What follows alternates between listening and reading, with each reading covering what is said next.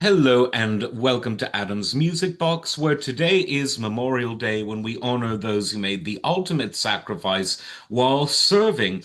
And in terms of music, I want to talk about a song that I've mentioned on this show before. Some have called it the saddest song of all time. I think it's one of the most profound, direct, and at the same time universal songs ever. And it's a song about a veteran. It's about a man who didn't die during combat, but died trying to reacclimate himself to civilian life shortly after conflict. And the song is called Sam Stone. It tells the story of a veteran coming home from the war in Vietnam, and basically his life just goes from bad to worse. He dies of an overdose and has an ignominious grave. And it's the lyrics are cutting. They cut like a knife. They're beautiful, they're sad, they're dark, they're terrible, they're all of those emotions, all of those things wrapped up into a short but incredibly poignant song. Now, it was originally written and originally performed by John Prine, the wonderful singer-songwriter, sort of neo-folk singer, if you will.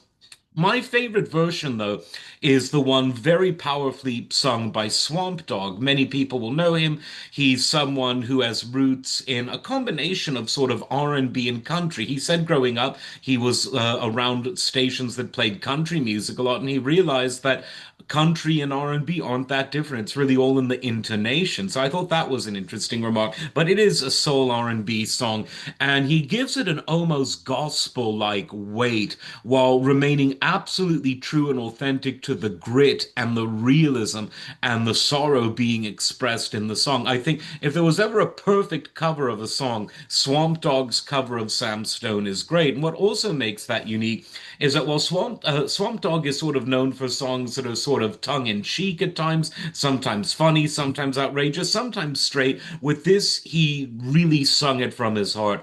He was someone who could put on the comedy hat when he needed to, put on the soulful hat when he needed to, the satire hat when he needed to, but he could also really deliver something that was gut-punchingly sincere, and that's what he did with his version of Sam Stone. And it makes me think when I hear it that we shouldn't go to war arbitrarily. We shouldn't go to war for things that aren't any of our business. We shouldn't go to war frivolously. We shouldn't consider it fun. We shouldn't consider it something ideological. It should be something reserved for a response to an imminent threat to one's country, to one's family, to one's life.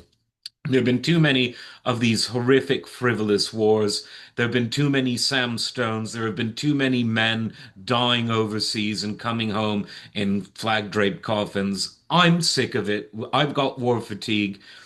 Maybe I've had it for a while. Maybe some people have had it since Vietnam or earlier, but I think it's one pandemic that's spreading, and I hope we don't get immunized against it and make return to the bad decisions that we've made before.